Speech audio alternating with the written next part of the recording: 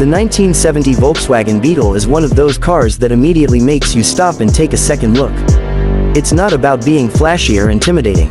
It's about charm, simplicity, and timeless design. This little car, known all around the world, has a personality that larger, more powerful vehicles could never copy.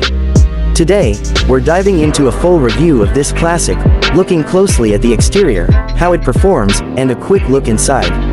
Starting with the exterior, the 1970 Beetle still carries that signature rounded shape that became its identity.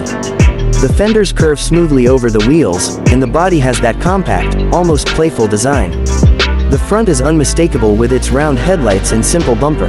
Unlike modern cars filled with sharp lines and aggressive grills, the Beetle keeps it friendly and approachable.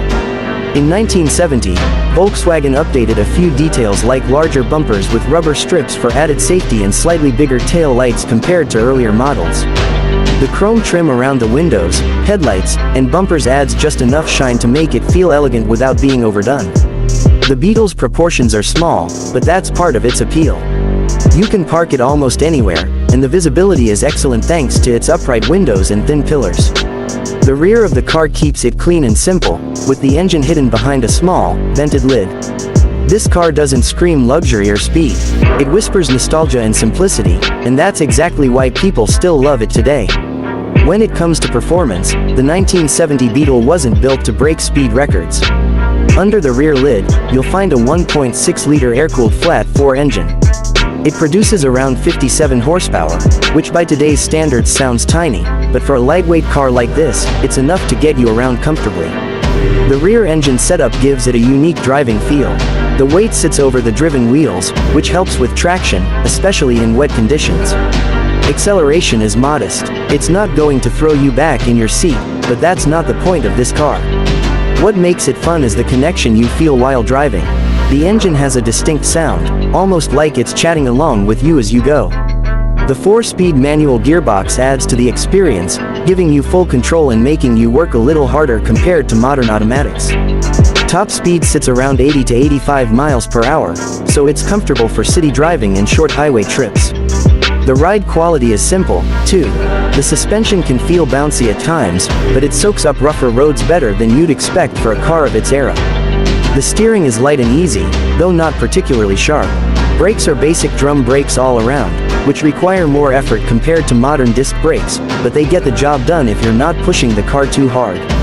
The Beetle's performance is best described as honest. It's not fast, it's not aggressive, but it's reliable and it puts a smile on your face. Back in 1970, people chose this car because it was affordable, dependable, and had character. That same character is what keeps collectors and enthusiasts interested today. Moving inside, the Beetle keeps things straightforward. The interior layout is minimal, with a simple dashboard that has just the essentials. In front of the driver, you'll find a single large speedometer. There aren't rows of digital screens or dozens of buttons. Just the basics: speed, fuel, and a few switches for lights and wipers. The steering wheel is thin, with a classic 2-spoke design, giving it that vintage feel. Seats are upright and supportive enough for short trips, though not heavily padded. In 1970, Volkswagen improved seat safety with headrests, which was a step forward compared to earlier models. Space inside is surprisingly decent for a car this small. 4 adults can squeeze in, though the rear seats are better suited for short journeys. The trunk is actually in the front since the engine is at the back. It's not massive, but it can carry groceries or a small bag for a weekend trip. Everything inside feels purposeful. No extra frills, no distractions. It's the kind of interior that makes you focus on the joy of driving instead of fiddling with technology. The 1970 Volkswagen Beetle is more than just a car. It's a piece of history on wheels. Its exterior design is iconic, its performance is modest but full of personality, and the interior is as simple as it gets. For many people, it was their first car, their family car, or even their dream car. That connection is what makes the Beetle special even today. This car isn't about power or luxury. It's about enjoying the road in its purest form, in a car that changed the world by being approachable and reliable. That's why the 1970 Volkswagen Beetle continues to hold a special place in automotive history. Would you like me to make this script a bit more storytelling focused, like you're walking the viewer through the car in a more casual tone, or keep it in this review style format?